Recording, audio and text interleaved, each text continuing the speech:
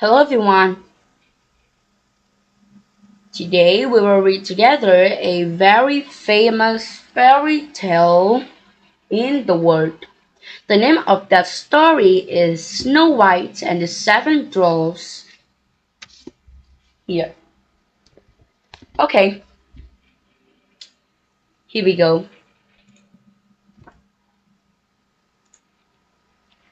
In the middle of the cold winter sat a queen at her window, embroidering.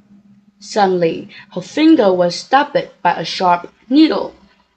In this instant, she wished to have a daughter with a skin as white as snow, lips as red as blood, and hair as black as the wood of this window frame.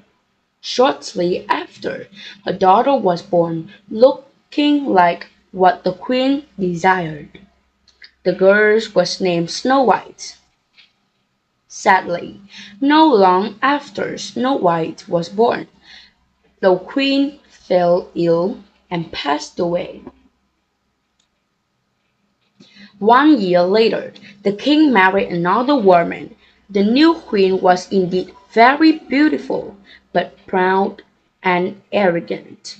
She was actually a witch, and she would often ask her magic mirror about her beauty.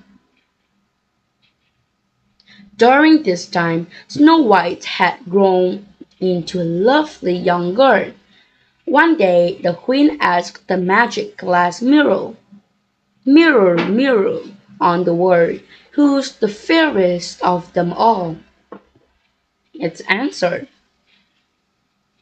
"My queen, you used to be the fairest, it's true, but now Snow White is fairer than you."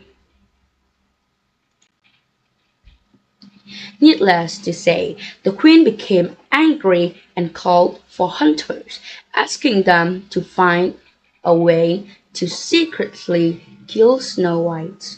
More cruelly, the queen wanted the heart and liver of Snow White to be brought back to her.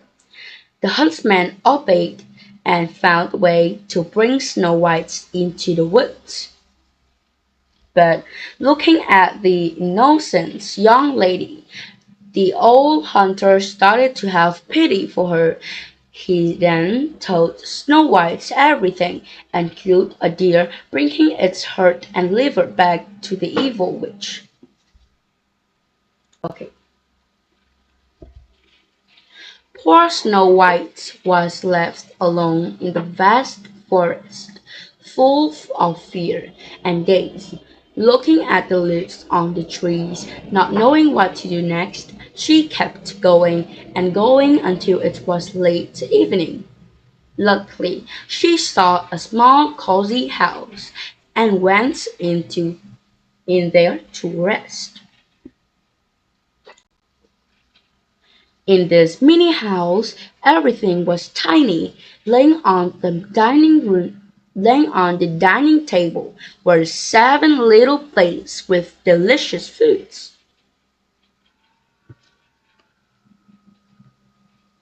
By the wall stood 7 little beds.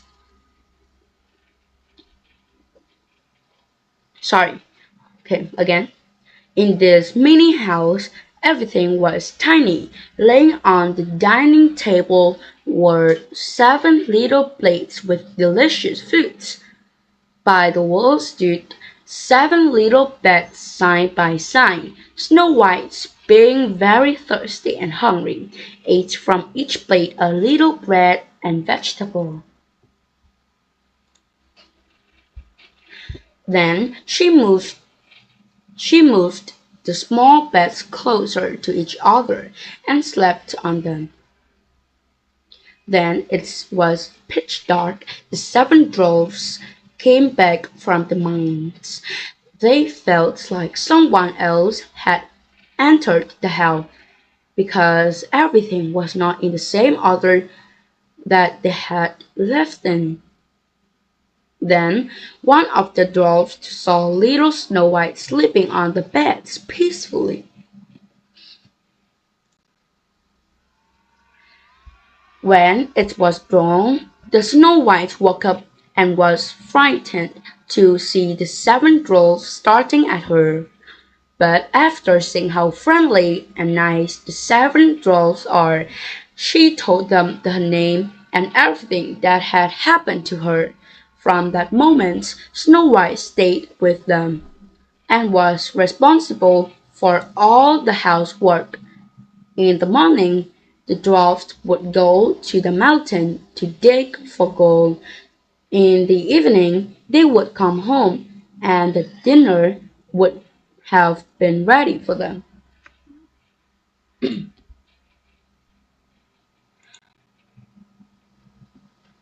About the queen, thinking that Snow White had died, she satisfactorily asked the magic mirror the same question, but its answer made her very angry. "Hear you the fairest, but Snow White living in the glen with the 7 little men. It's 1,000 times fairer." Knowing that Snow White was still alive, the queen dressed up as an old woman and came to the house of the 7 dwarfs. Seeing the kind old woman selling beautiful ribbons, the Snow White opened the door for the witch without any doubt. The witch put the ribbon around Snow White, but the old woman lay so quick and tight that took Snow White, knocking her out. Fortunately, the dwarfs came home in time to save Snow White. Knowing her plan had failed, the queen once again found ways to harm Snow White.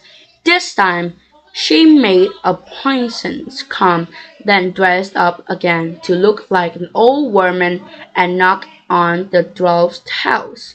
The witch convinced Snow White to let her brush the girl's hair, but no sooner was the comb put in Snow White's hair than the poison began to work, and the poor girl fell down senseless. It was not until late evening that the dwarfs came back and saved Snow White by taking the comb out of her hair. Then she slowly woke up. This time the witch decided to make a poisonous but delicious-looking red apple. Even thought the dwarfs had told Snow White not to open the door for strangers, Snow White couldn't help but want to take a bite out of the rosy apple. Snow White stretched out her hand through the window and took half of the apple. But just as she took a bite, she fell to the ground. The queen smirked with satisfaction and returned to the castle. The 7 dwarfs once again found Snow White laying on the ground and tried every possible way to save her, but she never woke up, and so they made a glass coffin for Snow White. Even in death, Snow White looked peaceful as if she was sleeping, and still looked beautiful as ever. A prince from a nearby country came across the 7 dwarfs' house and fell for the girl in a glass coffin. After hearing the prince's great desire to look after Snow White, the dwarfs felt sorry for him and gave him the coffin. The prince ordered his servants to carry the coffin back to the palace. Suddenly, they stooped over a bush, shaking Snow White's body. She threw up the poisonous apple, let out a breath, and slowly woke up. Snow White agreed to go with the prince to the palace. The wedding was a fancy and solemn ceremony. Snow White's wicked stepmother was also invited. Walking into the room, she was shocked to see Snow White. They punished her by making her wear red-hot iron shoes to dance until she fell to the ground and died. Since then, Snow White and the prince lived together happily ever after. Okay, that is the end of this story. And tomorrow I will read another fairy tale. Okay, that is Legend of the Watermelon. Sự tích quả dưa hấu. Okay, please remember to watch and wait.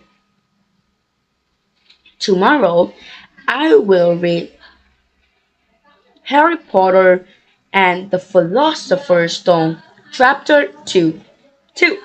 So, please remember to watch and goodbye.